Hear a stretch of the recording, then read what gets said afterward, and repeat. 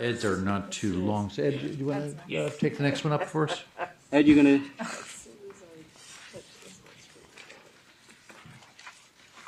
State and federal legislation, Mr. Derman.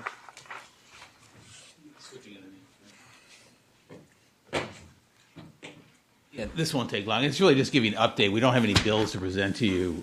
We will have some bills in April to present to you for the board to take a position. I just really want to give you an update on where things are. There's a couple of bills that the board is sponsoring, one dealing with expanding the board's authority over the compensation for the COO and CFO positions. We're continuing to work with the legislature on that. It's in the Senate right now, and we're having discussions with the committee on that bill. The other bill, AB 1052, is also in the Senate, and it's looking at the system's authority with respect to procurement process that applies to investment managers, and we're continuing to work on those bills as well. So they're still around, and we're continuing to try to get those through. There's been a couple of bills that have been introduced that we'll be presenting to the board in April. One is AB 1551, which requires that CalSTRS divest of companies that are boycotting Israel. It's crafted considerably differently than the more recent divestment bills we've seen.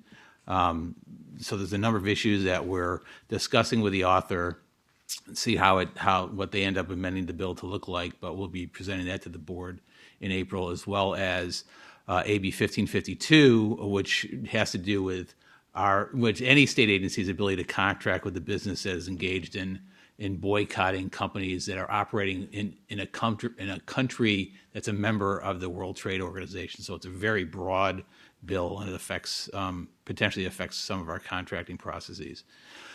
There's some other bills that haven't been introduced yet. We've been working with the authors or the sponsors in terms of just the language, so we have some familiarity with them. And depending upon when they get introduced and if they get introduced, we may also bring those to the board in April. A couple of bills having to do with private equity fee disclosure, one sponsored by the treasurer and another one just being sponsored by another group. Another bill having to do with supplemental needs trusts for disabled dependents, and another one dealing with auto enrollment and defined contribution plans, and we may well see a bill on secure choice at some point in terms of implementing that. So we'll sort of look forward to that. Other bills may be introduced. The deadline for introducing bills isn't until February 19th. Probably if we're not aware of those at all that get introduced out of the blue, we probably won't be able to present those in April because we won't have the time to do the analysis, but we'll certainly keep you informed as things develop. Just give you an update on, there's a couple of proposals that we had presented to the board last year to introduce as legislation. One having to do with accelerating the reporting by employers and when they're getting reports to us. We're actually putting that off for the time being because we want to sort of take a look at accelerating even further, and also trying to synchronize when reports come to us versus when the money comes into us from the employers. And we have to work closely with the employers to see what we can do on that. So we probably won't be pursuing that this year. The other bill has to do with getting some data from the Employment Development Department. We're working with them to see what we can do that they feel comfortable with. We may be pursuing that. We may have to take a different approach, but we'll certainly keep you informed on that.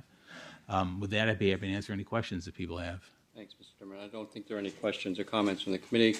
See, Ms. Baker, is it on this item? Okay, go ahead, Ms. Baker. Good afternoon, Jennifer Baker, California Teachers Association. I did want to just make sure that that you knew that this past weekend at CTA State Council, we did take a support position on one of your sponsored bills regarding compensation for certain individuals at CalSTRS, and we're happy to work with members of the legislature to try to help you to move that priority forward. And also wanted to publicly thank your legislative team for the great job at trying to give stakeholders information on bills before they're introduced, because sometimes we might get a heads up from a legislator that they're thinking of something, and we may know that's been something that's been tried that hasn't worked, or we can get some information that can help us educate other various stakeholders or legislators to help them to understand, yes, this is a very good idea to move forward with, or oftentimes as well, this might not be the best issue to move forward with. And we did want to publicly thank your staff for doing a great job at helping us all to be more effective. Thank you, Ms. Baker. Anything else, Mr. Durham? Thank you. Jack Enos, our CEO. Yeah, I just wanted to focus you just on that first page, 144 and 145. Our new board schedule format has worked very well, but we're going to struggle a little bit in April with the timing because not only do you have a lot of committees meeting, but every time when we're doing an RFP with you doing those interviews, it really does add time.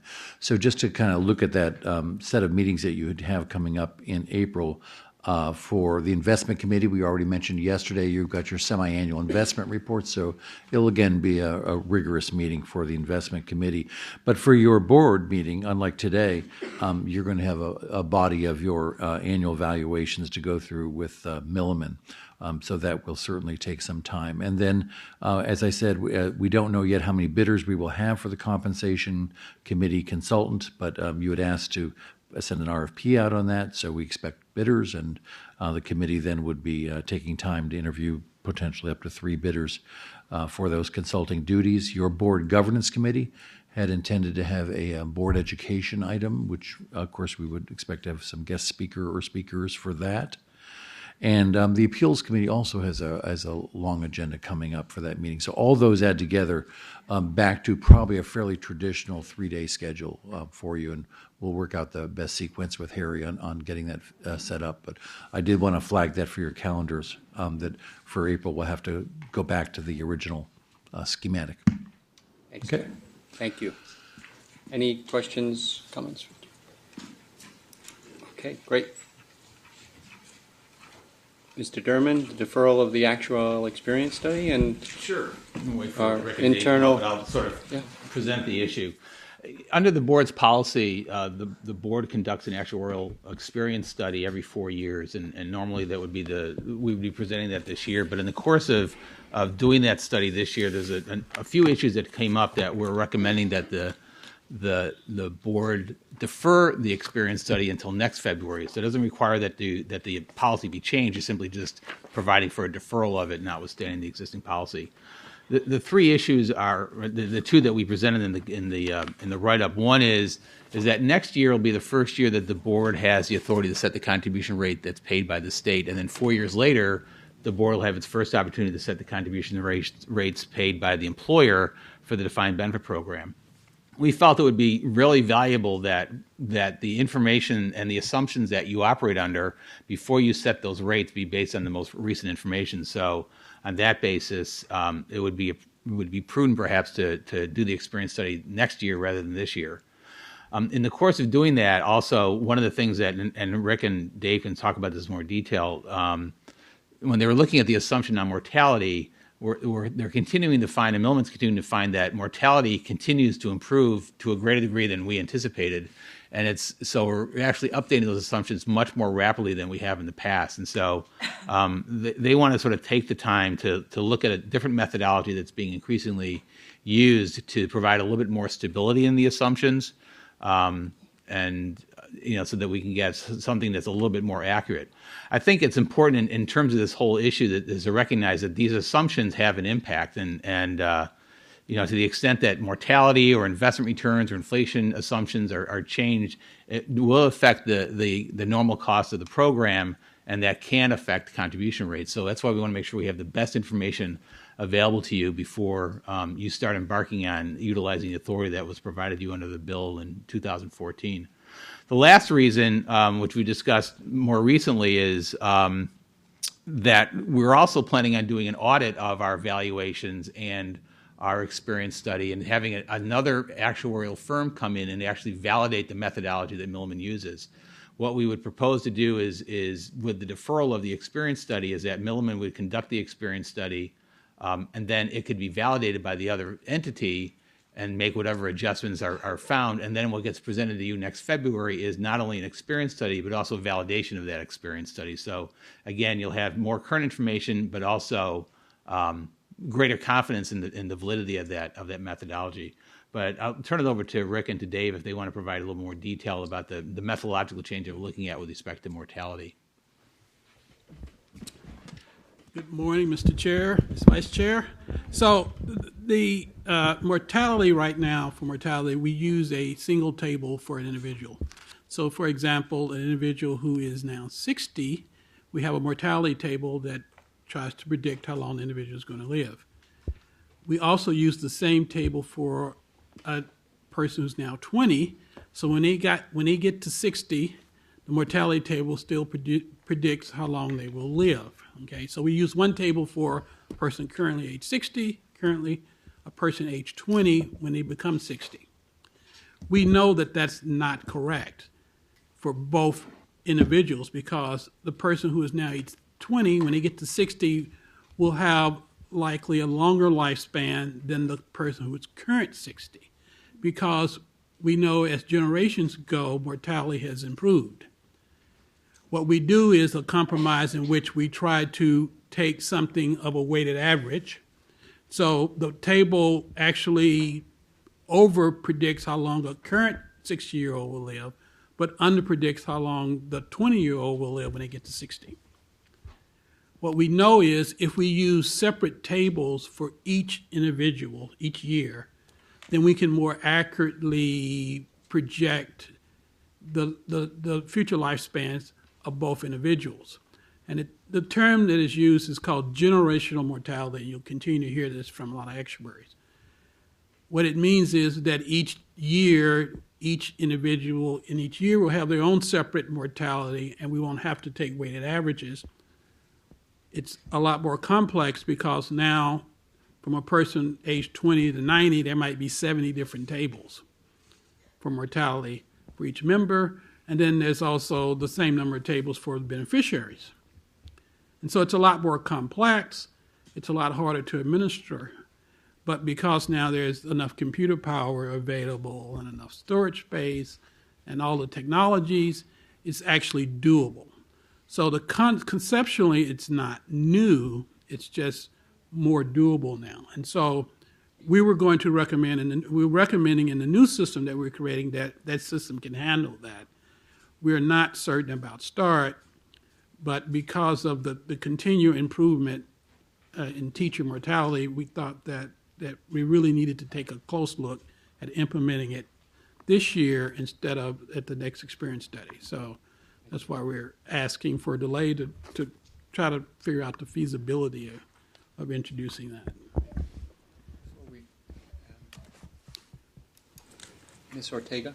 Yeah, so I think the reasons that the staff have outlined for deferring the evaluation of the information makes sense. I think the one thing that I would want to hear from staff is a confirmation that we aren't moving forward without information for the next year that we would need to know for other decisions we might make. So just to hear that there aren't any concerns that by not hearing the experience study that we're not missing something, that it's crucial for us to know that it would be. Well, I think from my perspective, I mean, there will undoubtedly, I mean, it's likely to be some changes in the assumptions, but I don't think they're material enough. And since you're not setting contribution rates as a practical matter, it doesn't have any effect. The contribution rates that the state and the districts and the members pay aren't going to be any different next year with or without the experience study.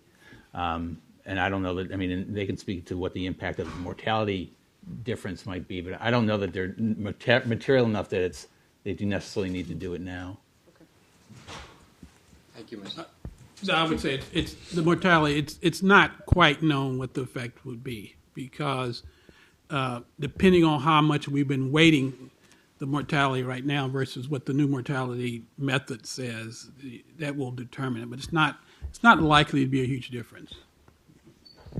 And this is David Lamoureux. The one thing I'd like to add, just to reiterate to what Ed mentioned earlier, as individual, it's great that life expectancy is improving. We can all look forward to a longer retirement year, but as a retirement system, it really creates a challenge to make sure that we reflect this in the funding of the system. And we believe that delay, especially looking into generational mortality as a way to project future improvements in life expectancy, it's really going to give us a more robust set of assumptions that, especially when you look forward at the board's ability to set contribution rates for the employers and the state, that if we can have a more stable set of assumptions, it will avoid kind of big shocks when we change assumptions in the future. So we think that spending the time to actually look into this will benefit all of us long term. Ms. Hendrick? Thank you. Ms. Hendricks? I just wanted to make sure when you said something, it caught me. We're being given some latitude to make adjustments, but not to necessarily change contribution rates, to make adjustments to the contribution rates moving forward. You go beginning next year. You'll have some limited flexibility to set contribution rates. Yes. Limited flexibility. Limited flexibility on an Just annual wanna make basis. sure It's that's very clear. limited. Okay. Yes. Ed, I guess I wanted just confirmation from you, because I know you and I and Paul, and we were working on kind of getting the asset allocation study and the experience study sort of in sync on a 4-year cycle, and obviously this changes that a little bit. So I just kind of wanted your confirmation that that's okay and that we're going to be out of sync again. And Well, we'll be out of sync this time, but I think in talking to Chris, he's here. I think your expectation is to bring it back into sync. When we do it 4 years from now, the asset liability may be one year later than it otherwise would have been. yeah, so we're doing our asset allocation in 16, experience study in 17, and then in 20. Right. So Chris Elman, Chief Investment Officer, we would normally have, our old cycle was every 3 years, so you would have expected an asset allocation in 2018. This would now mean the next asset allocation would be out in 2020. Given the size of the shift you made in the portfolio with 9% to RMS and then the global equity change, gives us a longer time to implement those and stabilize those before your next asset allocation study. So I've talked to PCA and Makita.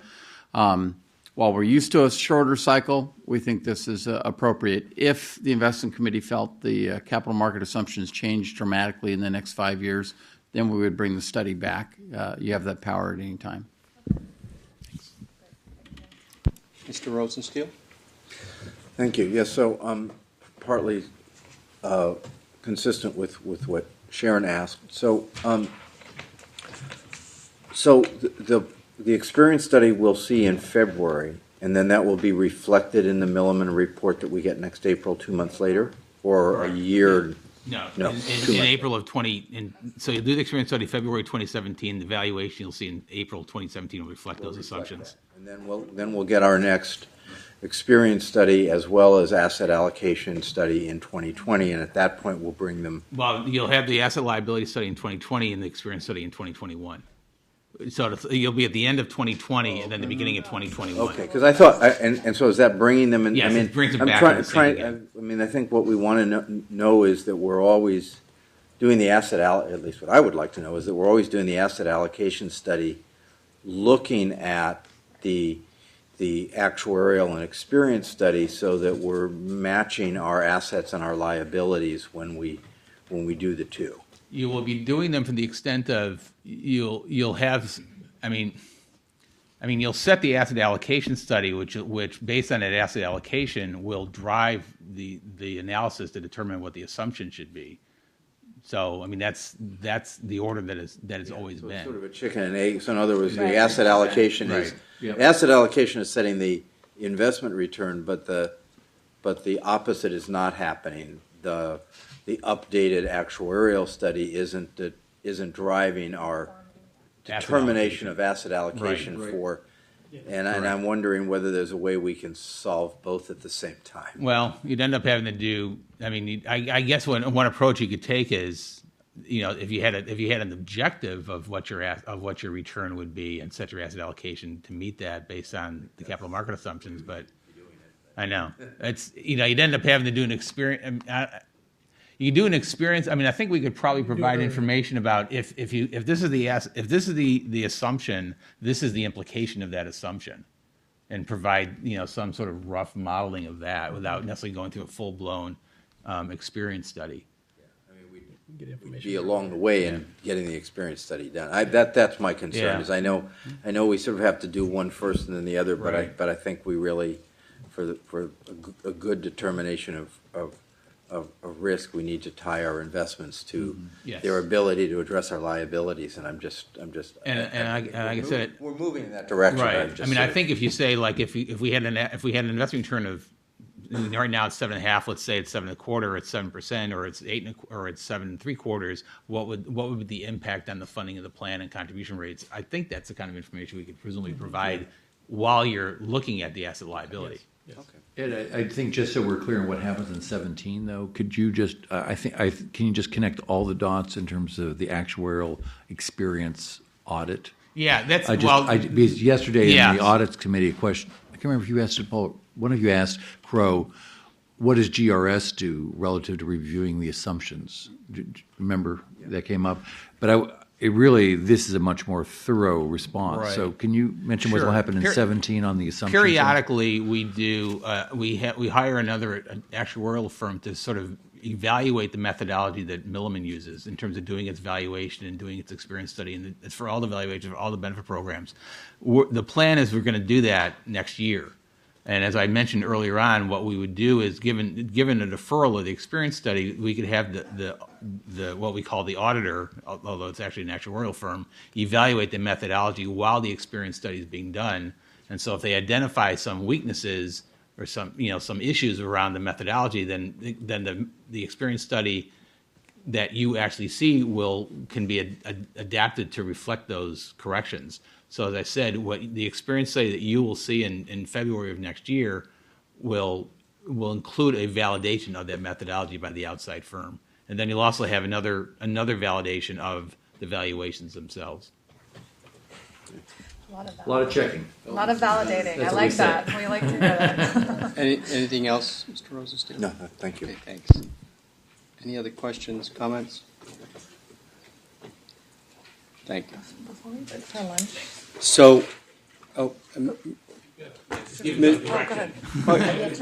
we have Oh, to we take have to. action, right, that's, I always forget that. yeah, part. I was falling into lunch mode. So that's the staff recommendation is to defer, right, the study? To defer till- So all those in favor of the staff recommendation say aye. anything? Oh, is there a motion? So moved. Moved by Ms. Dillon and seconded, Ms. Dillon and Ms. Zumont. All those, any discussion? Seeing none, all those in favor? Aye. Opposed? Recommendation passes. Before we break for lunch. No, you guys can go. Go ahead. You guys are okay. Stay. Stay. Relax. I'm going to. We're going to make a little adjustment. We have a 1 o'clock hearing. Is there anything that prevents us from putting a little sign on the door that says we're going to begin at 1:15? If in the event that we have an overflow of people that want to speak to us? No. So that's what we'll. If you moved it earlier, there would be a problem. If you moved it 2 minutes later. So we're gonna come back at 1:15, so we're not rushing through our lunch. I think it's better for everyone. And before we do break for lunch, I want to recognize Jennifer Baker. Would you come to the microphone, Jennifer, with your friend, your guest, and introduce your guest? We have a special guest with us. She's been alongside Jennifer all day. And being a dad of 2 young girls rock, totally rock. Don't have to tell us. We know. Jennifer, who is your guest? This is my guest. Her name is Desiree, and she's an exceptional 5th grade student at which middle school? What school? At Inspire Capital Heights Academy. Capitol Heights Academy. And I'm friends with her teacher, who's an excellent teacher and knows that the best mentoring assignment is to bring her here for the day. So she's been learning all about how CalSTRS works, and thank you for the investment team for giving her a tour. Thank you to Communications and GR for helping her to understand how CalSTRS works. So you do all of this for students like Desiree, so thank you. Yeah, sure. Desiree. What grade are you in, Desiree? 5th grade. 5th grade. Okay. Do you want to say anything to us? You sure? All right, before you sit down. I feel the same way sometimes. Before you sit down, you can't sit down. We've got the best chocolate chip cookies, and I'm telling you, we're going to bring at least 2 out for you and for Jennifer. All right? Have you seen Kung Fu Panda yet?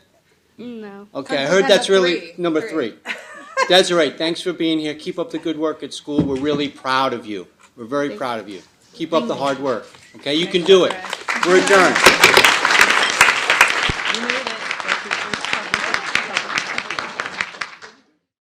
Moving along. We're going to have Jack go back. Yeah, Make it 2 yeah. points. Is that all right? Jack, Sharon wanted you to just comment on two points from your CEO report that were in the written report, but you didn't present to us on Sure. some recent Be glad to. events. Thanks. Yeah, obviously, we did have another pivotal moment in the political side of pension reform debate this last month. We've had the on again, off again, on again, off again, on again, off again progress of ballot initiatives around pension reform.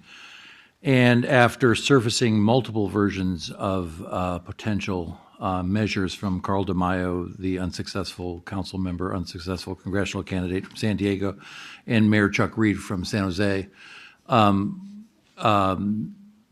there was a sense that they were heading toward the 2016 ballot. But Capital in Maine, an interesting website, went ahead and did polling on those concepts and released those numbers publicly, and indicated there was at best very modest interest in those measures, well below California's normal thresholds for considering a ballot initiative viable. So we all believe that set off, again, strong signals to the community that this would not be a welcome addition to the ballot. The advocates, again, have argued that they think they can continue with their measure and come back in 2018. But I think most of us that have been following this for so many years recognize that there's a dwindling interest really in their issue, and certainly dwindling financial support as other systems make changes, make reforms, as funding situations improve.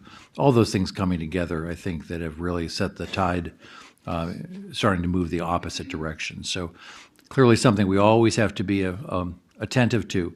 But I think that's why we started to switch our focus a little bit to the research side, where there started to be a foundation of ideas that were just false being put forth. And again, that was the purpose of this morning's work by Berkeley, to respond to that. So I think it's good that you kind of see the political side as well as the research side of these same attacks that go on public employees, on unions, and on public pensions. Relative to Paris, Hold on a second. oh, Go ahead, John. Continue. oh, Dana's got a question, but she wants you to finish. oh, okay. Paris. Relative to the meetings in Paris, I was honored to attend those and represent U.S. investors, institutional investors, along with CalPERS, along with the New York Common Fund that were there, and then a whole host of European funds in their home court, but also because they've done so much work in this area. And, you know, it was a confluence of lots of people from many corporations in California that were there, from our hospital systems to progressive product makers to local government people. And of course, the mayor of Oakland was there as well. So everyone had different perspectives, I think, on recognizing the importance of finally getting a convergence of views. There were a number of missteps in the middle. Particularly the island nations were so vigorous in their contention that 2 degrees was not the right number to put into the agreement, that we had to be more aspirational and more aggressive, and they were successful in getting a 1.5 degree aspirational goal in the agreement, which is, that may sound like, not a substantive thing, but it actually is, because it kind of tilted the dialogue to move faster. And in fact, as soon as the ink was barely dry, France announced that they would be reviewing their goals immediately and recognizing that they had to be refined and re-upped as time progressed if we aren't making adequate progress. So when we were with the controller and the treasurer and the insurance commissioner as well was at the meetings at the United Nations last week, the UN executives again stressed that it's really the next 5 years that matter. And it was a rather stark message to the investors in the audience, who obviously preached the long term and let's think about that, let's ponder that, let's make changes as time goes on.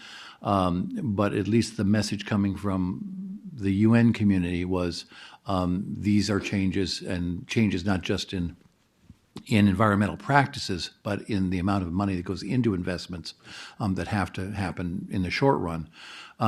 Bloomberg New Energy Finance, which is really the guru of data around energy, and really that we all take such signals from, had some good news. There was finally an increase in investment in clean energy, clean tech, up to about, if I remember right, about $350 billion in the last year. It had been around $250 in the prior years. But the mark that's considered needed to accomplish these goals is $1 trillion.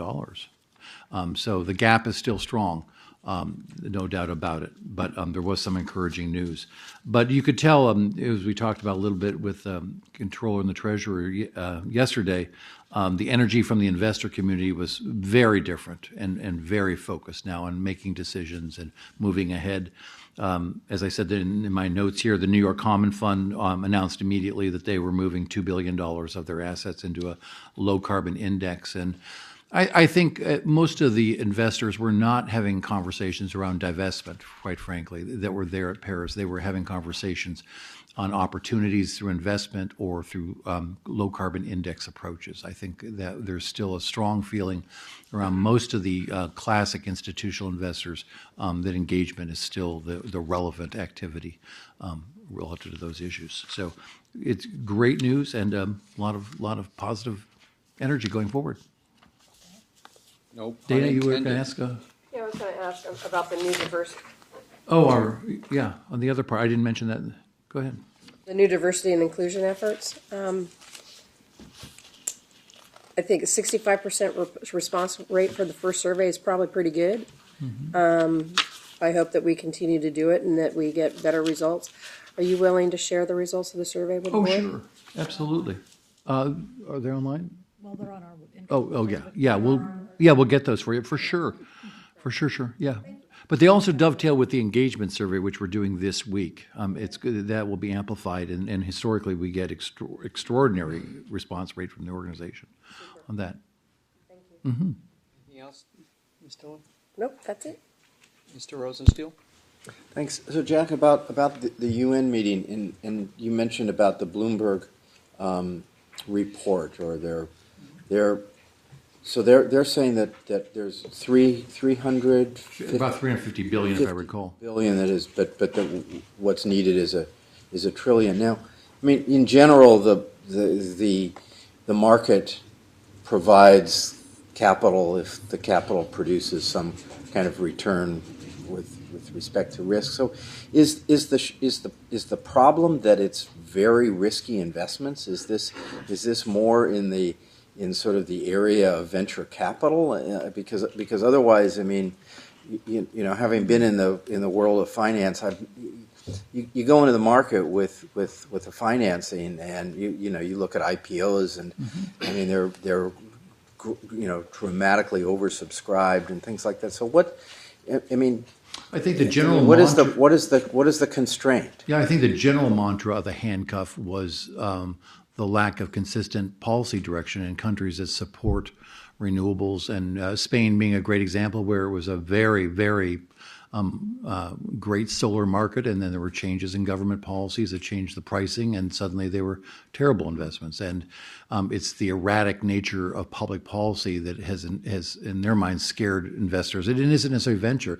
It could be basic infrastructure needs that bear on the pricing of solar and wind, particularly, that has not created a consistent market. But the thinking coming out of Paris was that now the direction is much stronger, much more singular, and that there will be supportive political environments, public policy environments for these investments. Yeah, the message always has been we need clear policy to make solid investments. Too much risk. So the thing holding it back isn't the unwillingness of investors. No, the feeling was all the investors that speak generally say there is so much capital available potentially, but we have a reluctance to put that to work. It's not like people who step up and say they're going to put more capital in are going to solve the problem. The problem is the government has to change its policies. That's and a then key when element government of it. changes its policies, there will be lots of investors. Yes, that's the core thesis, and that's what Paris was intended to do: is to set a path for consistent policy. Got it. Thank you. Mr. Unterman? Yeah, the other thing is that the past generation of investment worldwide has been so unsuccessful that it gives you a tough hill to climb as you talk to new investors. But again, the past generation, at least in this country, of investment, it was unsuccessful because of inconsistent policies as much as anything else. And it may have been a little bit early. But if you remember, what was it, 2009, 10, a tremendous amount of risk capital was put up and basically lost. Good. Okay, thank you. Thanks, John. Absolutely. Thanks for asking for that additional I just think information. those are significant contributions. I mean, I think CalSTRS makes to the dialogue globally, and appreciate you going to that. And thank you. Next item on the agenda is the strategic plan, 2016 through 19. First reading, an informational item presented to us by our board governance consultant, Ms. Amy McDuffie. Ms. McDuffie, welcome. Thank you, Mr. Chair and members of the board. It's a pleasure to be here this afternoon and facilitate your first reading of what probably seems like a long time in the coming since we embarked on this in the middle of 2015. And indeed, there's been a number of activities and discussions that have transpired to get us to this point. So I thought I'd briefly recap what those were. In August, I met with your executive team and facilitated their discussion in a visioning exercise, as well as identifying the strengths, weaknesses, opportunities, and threats, what we refer to as a SWOT analysis, if you will. And then, of course, the critical issues facing the organization in the next 3-year period. Subsequent to that, I had the privilege of having individual phone conversations with each of you on those very same topics and getting your individual views. Now, both of those activities culminated in the facilitated discussion in October. And we really took a focused approach with the board, if you remember at that time, where we asked you to consider just the critical issues facing the organization in the next 3-year period and have you prioritize for that reason in the presence of staff so we could all hear the board's direction. Now, after October, the executive staff worked together with the enterprise strategy management team here at CalSTRS to pull together some documentation for this date, which really included identifying the carryover initiatives from your current plan, as well as those initiatives and objectives which would naturally fall off because they've been completed or they've been incorporated into your standard business practices here. And then in addition, they prepared a draft strategic plan for your review and reading today. Now, there were some distinct differences, which I hope that you noted. The first was, along the path of the last couple of years, the board has had a request to really bump up or bring the strategic plan to a higher level. If you remember, the current plan goes down to the initiative level and sometimes was creating some confusion when read with the annual business plan as to what the actual high-level strategy of the board was. So I believe that we've remedied that in this strategic plan going forward, and hopefully you saw that. You know, the second big point of differentiation about this plan is that the performance measures are being discussed up front. I think that's a very clear deviation from the last plan where we came in after the fact and tried to have the discussion around what would those be and attach those at the initiative level. So those are two big items that hopefully were noticed upon this reading. So today, what we'd like to do is get the board's initial view on, first and foremost, it's TRB 157, which is that transition, if you will. How do we get from the current strategic plan to this new strategic plan going forward? I'd like to get the board's sense. Staff has provided some recommendations and narrative summary of what's complete, what will be translated through. And again, wanted to get the board's sense, does that sound about right? Were there any questions on that? And then secondarily, relative to this strategic plan, does the content hit the marks that the board was looking for it to hit? Is there anything major missing? And then in terms of the performance measures that staff has provided, there's no specific targets yet. That will come next. But are they in alignment with the right types of areas that the board would like to see? So, Mr. Chair, with that, I'd be happy to entertain questions, and of course, executive staff is here to do the same. Thank you, Ms. McDuffie. Are there questions or comments from the 4th in the plan.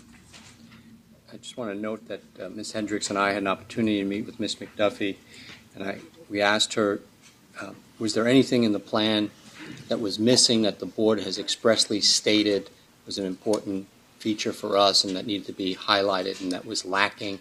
And Ms. McDuffie assured us that there was not. Yes. So any questions or comments? Ms. Higa.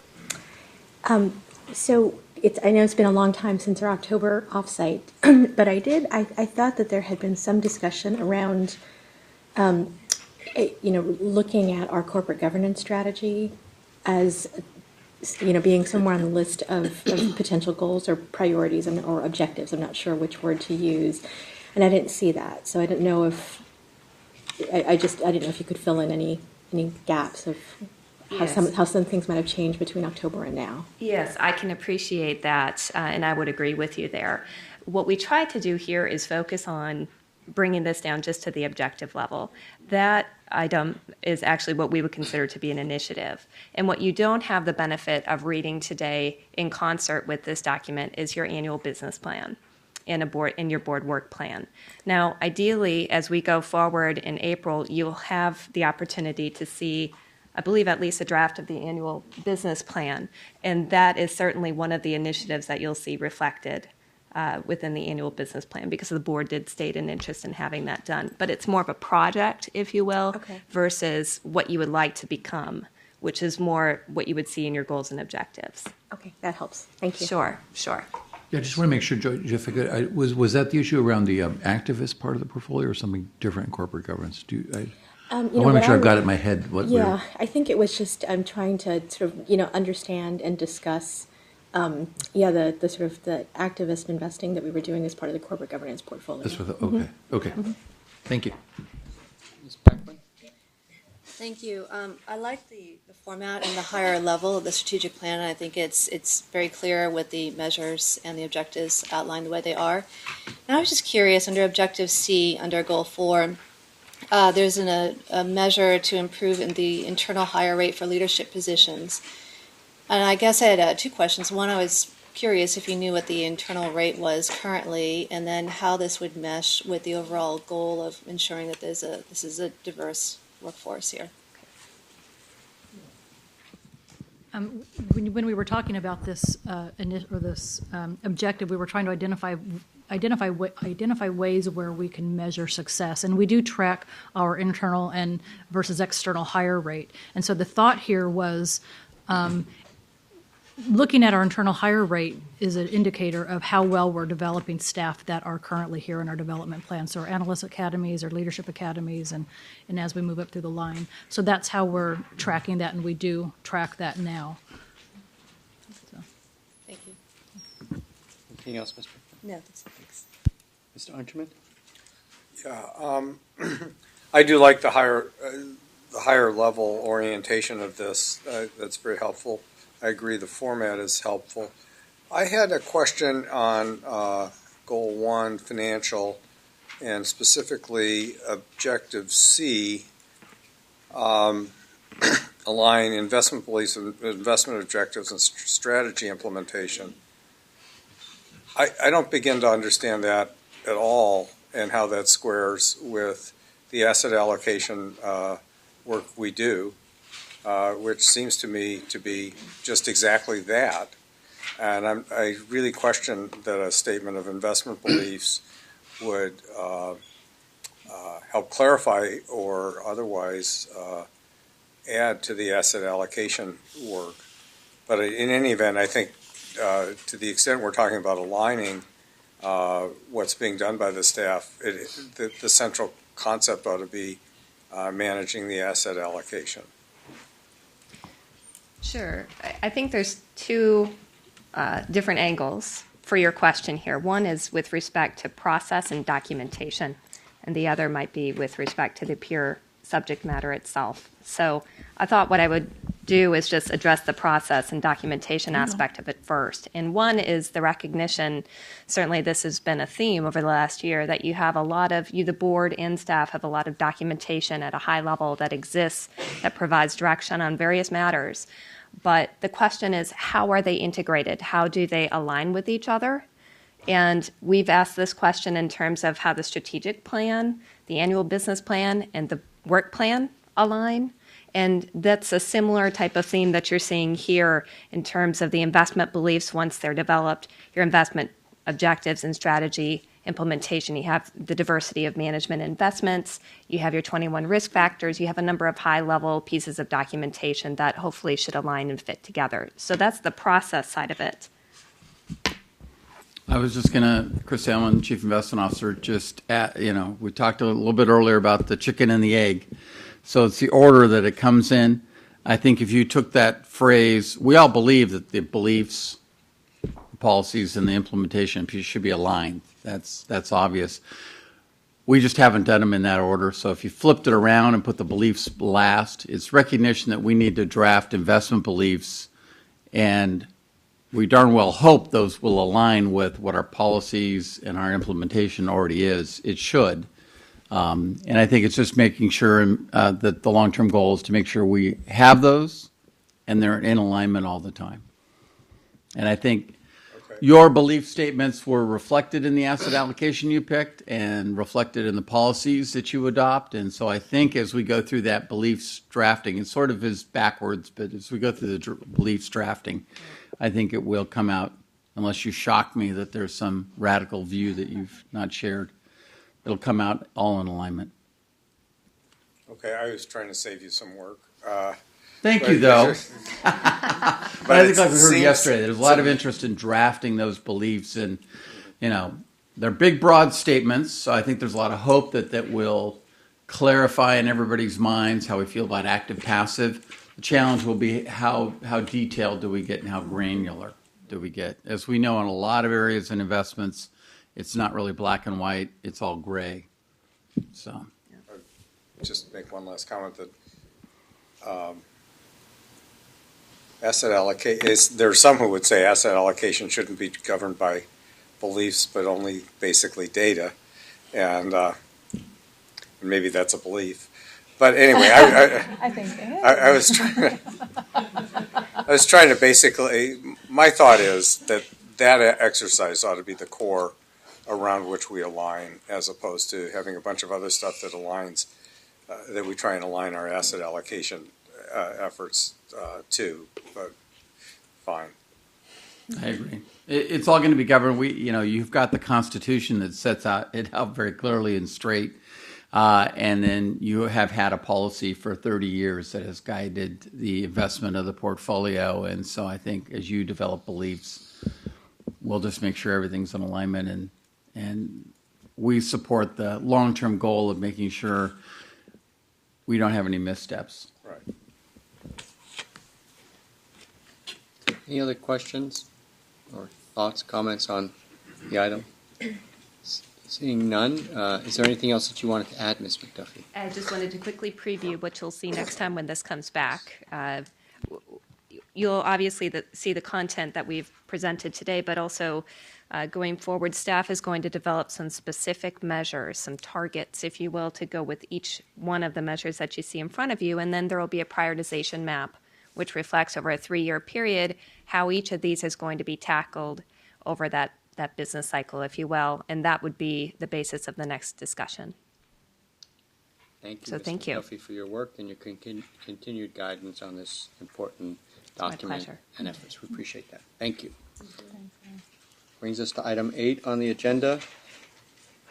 Data stabilization. Ms. Madsen, Mr. Jane. Ashish, is that how you pronounce your last name? Ashish, no. How do you pronounce your last name? Jen, Mr. Jen and Ms. Madsen. Again, this is an information item.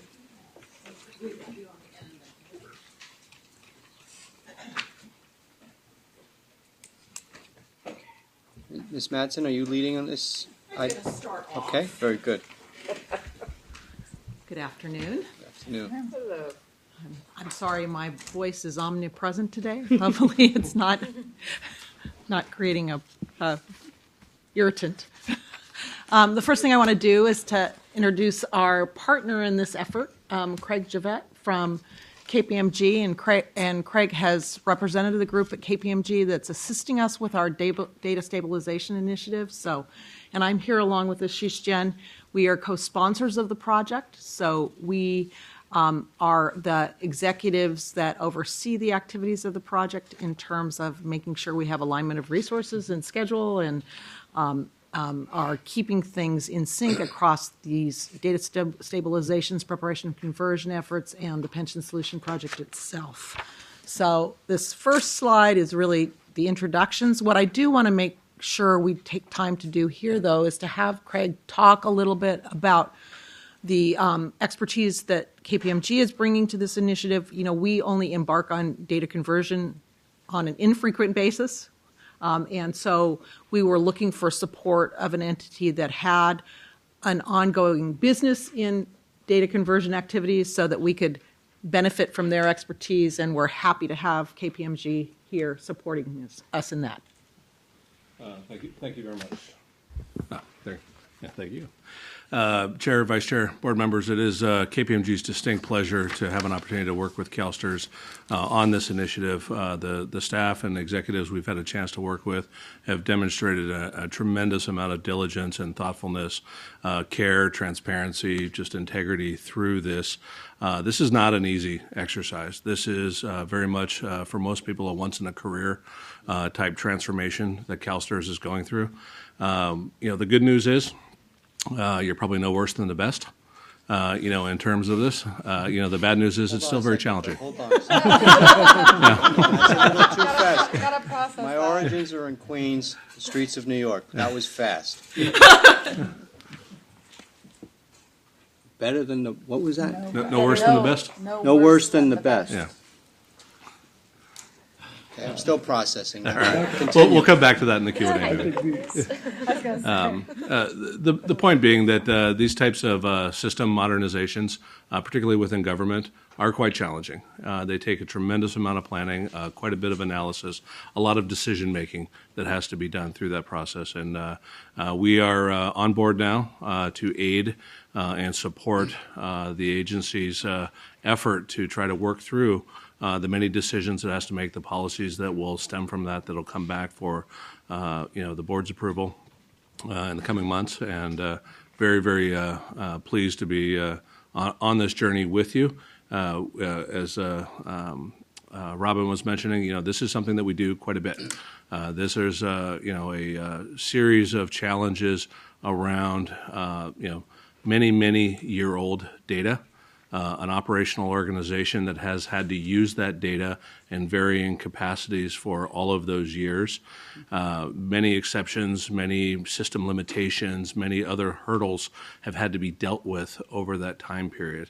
KPMG's expertise in this area is not just in the pension area, certainly in the pension area as well, but also in other areas of government, whether it's financial management. Many of you may know KPMG as a former auditor for the state, auditor in the industry.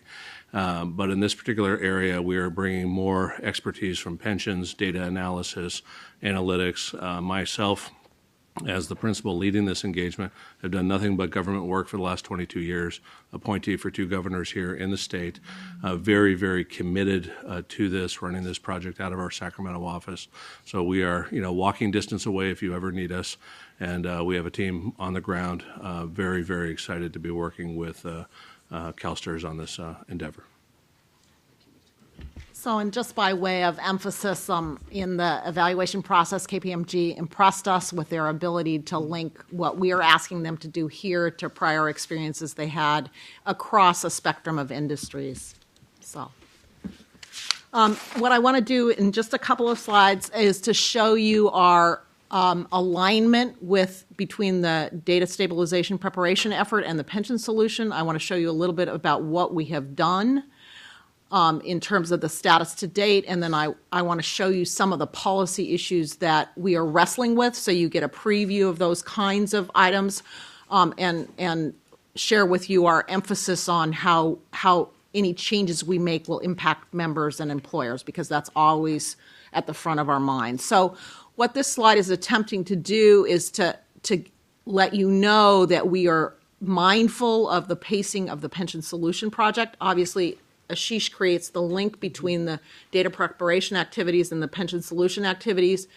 But we are, in fact, making sure that on an ongoing basis, what we're doing is in support of the final goal, which is to get the legacy system data into the new system in a way that is going to allow the new system to work. So, Ashish, I don't know if you have any comments you want to make on that.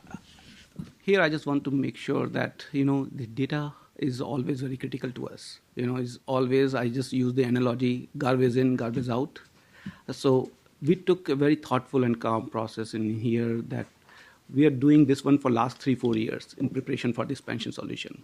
The next slide, I think it will tell you that we just started 4 years back or 5 years back, and we have a tremendous team working for us, and they are working, then they understand the complexity of the data, and they came, like KPMG is providing some guidance, but I think there's a lot of work that needs to be done by the internal team.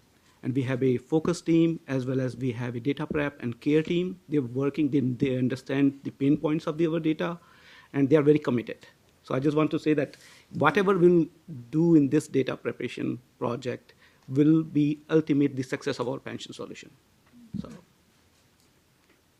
Right, and I think this timeline does reflect the fact that we've been thoughtfully approaching this problem for as long as or almost as long as we've been approaching the transformation project. And I think that's important because we've built a group of staff who have the expertise in our data. We are spending time testing the data, analyzing the data, so that we can make the best decisions moving forward. So, we went through a process of actually looking at all of the data in the existing systems, trying to stratify any existing problems with a prior vendor's help, and then we are embarking on cleansing activities for things that we understand that we have to fix. For example, bad dates. It's the obvious one to have the day 32, which won't work.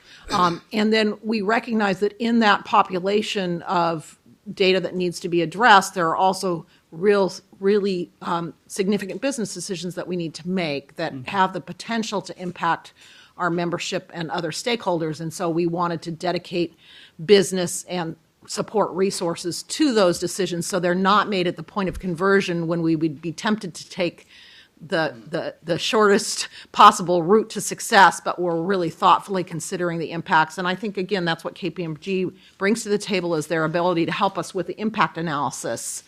So the other thing I want to share with you is we have been working on the cleansing process out of that first analysis effort, and we have a group of staff that are dedicated to actually making those fixes. We had a group of priority fixes that were to be made, and we have seen significant progress. So that group is working hard and effectively in terms of making the changes that actually need to be made in the legacy system. So I just wanted you to hear that not only are we talking about things, but we're actually doing things and we're making good progress in that. This last slide is really the one that where I think as we go through this effort, we're going to need your advice and support, and that is setting certain policies and perhaps even requiring regulations and legislation. We've listed some examples up here. The first one is very easy for me to get my head around, is in that we have kept our data. So we've moved it from system to system to system. But there are circumstances where we have, in fact, completed the relationship with that member and their beneficiaries. So the question becomes, is there a way not to move that to the new system?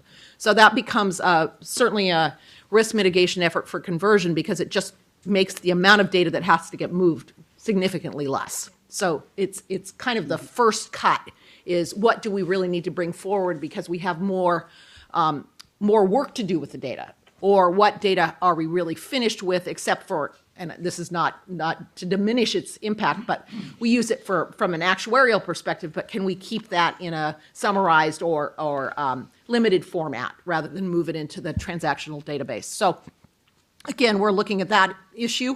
We think we have a viable way to handle that. We also know that before we implemented SEW, our Secure Employer website. Ms. Madsen, before you continue, I'm sorry. Yeah. I want to recognize our General Counsel, Mr. Bartow. Yeah, I just wanted to sort of slow down on that first piece. Sure. Purging member records is a significant legal issue.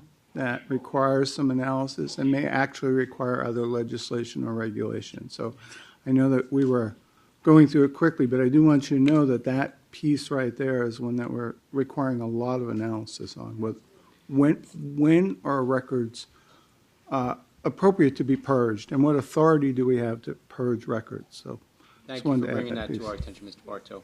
Appreciate it. And I apologize, Brian. That's And fine, Ms. absolutely, Madsen. we're working in conjunction with the Enterprise Information Management function and the legal office to do the analysis. That and was I- just a perfect example of how many eyes and Yeah, that's people right. are actually That's involved right. with this That's tedious right. but critically important project. Right. So again, we successfully implemented the Secure Employer website where we deployed automated edits on inbound contribution information from our employers, and we have been very successful through efforts of benefits and services in terms of limiting those exceptions going forward. But we have legacy exceptions in the system that are still important in terms of how we calculate benefit payments, how we handle refunds, those kinds of things. So we're trying to figure out what an approach would be so that we don't carry those exceptions into the next system. So what can we do about that so that we don't, again, have to have exceptional processes to address exceptions, that we can just move forward with standard process. And again, the impacts we're aware of there, because contribution lines are ingredients to the calculation of benefits, so to the extent that we have exceptions associated with members in benefit status, we want to be sure we're aware of what options we might explore and the impact on those benefit payments. The next one is related, and it has to do with, is there a point in time, barring legal issues, where we could take some details that we've gotten on members from employers and summarize them perhaps on an annual basis, if we still have the ability to do what we need to do with that data.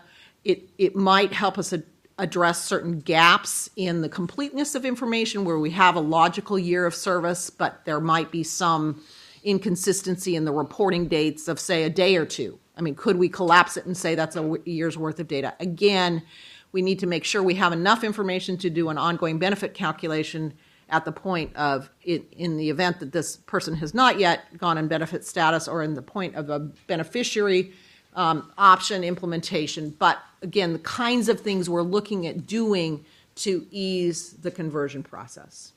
So hopefully that gives you a snapshot of the project. We certainly want to keep you informed as we move along, discover other kinds of challenges in the information that we need to move from the current system to the new system. But we felt like it was time to give you an overview of our approach. And with that, we're certainly here to answer any other questions you might have. Questions? Ms. Dillon? So I'm not really quite sure how to put it. It's a really ambitious effort. And like Harry said, there's a lot of moving parts and there's a lot of people involved in this. Do we have enough staff to do what we need to do in all the places we need to do it? Okay. So the staff, yes, we do have a staff, and just like we're working with KPMG, they bring also skill set.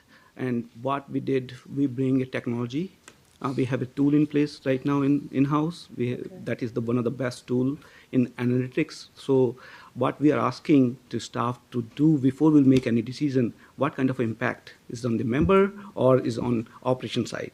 So then we will take the decision that, okay, do we have to do it? And then we'll come back and then see, okay, these are the pros and cons for each, and what is the impact to us. Okay. Thank you. From a fiscal perspective, we have provided for this in just the way we have structured our technology appropriations, so we do have the resources to go back to. Mm-hmm. I do expect we'll need more resources. I guess I would say that. You're just not asking for it yet. Right. I do expect that we will need more resources. Questions or comments? So just seeing none, before you leave, some terms that I picked up. Transformational. Clearly, this is a transformational initiative.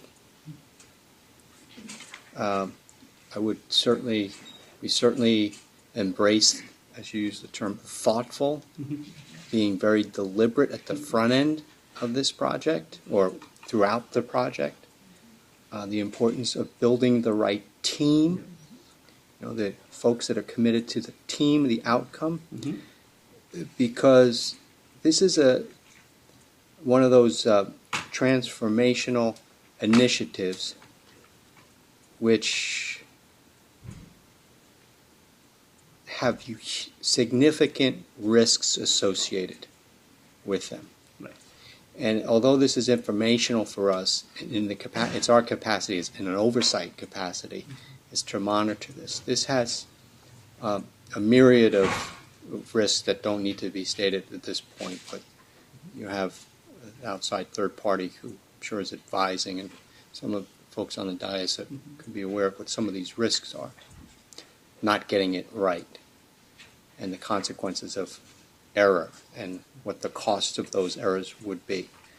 So I would encourage the staff to keep the leadership of the board apprised of any, and I know you would, but I want to explicitly state it, of any red flag issues or inevitable hiccups that you think are worthy of coming to our attention early.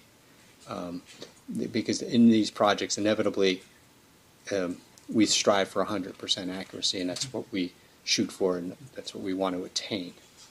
We want an A grade. And any mistakes that are made or errors that are made, we want to minimize the cost of those errors. Would you say that's an accurate, from your extensive work in the public sector, last 20 years, working on such projects, does this organization have a good grasp of, I think when you said we're no worse than the best, that was yes, but It was intended to mean something similar to yes, sir. But we are seeing a tremendous amount of maturity from the executive team here in terms of their observation of the challenge before them. We are working through a very deliberate process, so I do think it represents the thoughtfulness that you've suggested is important to this.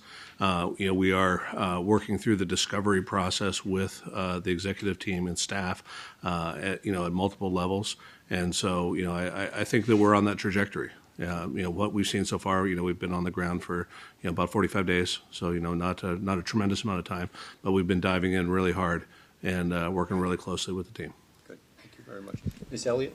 Just really quickly, I worked at a place across the river when we did a system change, and just when discussing this with the treasurer,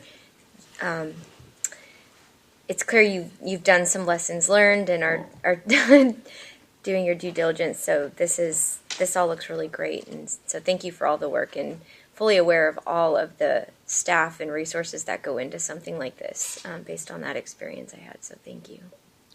So, any other questions or comments? Ms. Jen, did you want to? Yeah, I just want to add that Robin and I am here, but Andrew, Brian, and other folks in the executive staff and the staff in the management level, in the middle level, I think everybody is in this. So.